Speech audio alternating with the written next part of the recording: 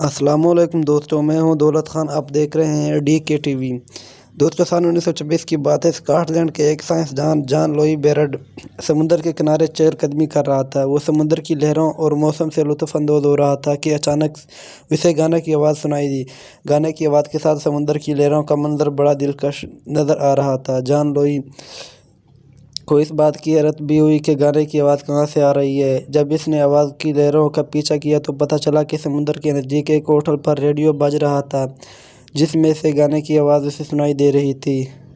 John को radio पर बजने वाले गाने से ज़्यादा इस बात का हैरत और तजस्सुस हुआ कि रेडियो पर बजने वाले गाने की आवाज़ की लहरें इस तक कैसे पहुंच गईं।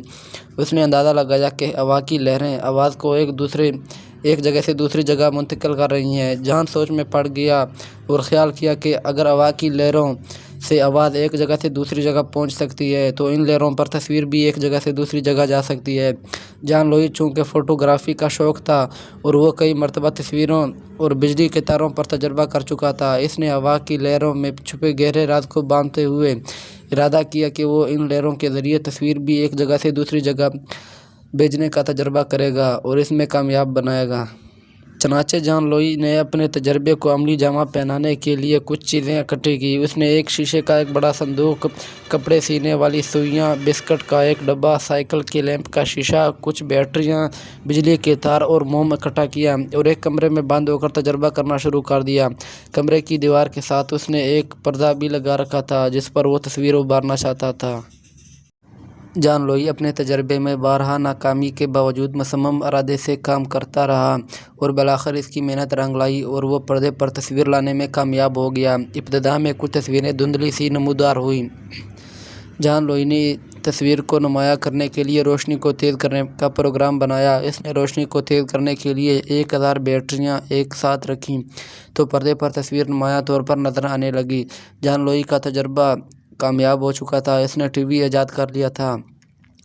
बरतानिया के अखबारात में जॉन लुई की हैरत अंगेज़ ईजाद की दास्तान बनाए गए TV की तस्वीरों के साथ शाया हुई।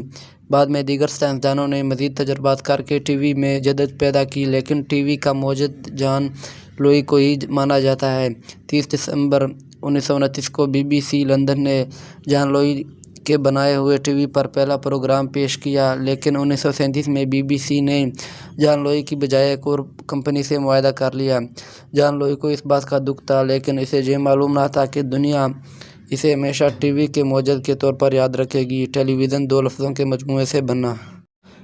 जॉन लुई की इस ईजाद ने दुनिया को बदल कर रख दिया था। अब TV की नशरियात दुनिया भर में देखी जाती हैं। अक़वाम मुत्तहिदा ने 21 नवंबर 1996 को मुनअक़िदा पहली वर्ल्ड टेलीविज़न फोरम की मुनासबत से हर साल 21 नवंबर को वर्ल्ड टेलीविज़न डे मनाने का ऐलान किया। अब TV सिर्फ एंटरटेनमेंट का ज़रिया ही नहीं बल्कि इसे घर का एक फ़र्द समझा जाता है। पाकिस्तान में सरकारी टेलीविज़न का आगाज़ 26 नवंबर 1964 को लाहौर के स्टेशन से हुआ।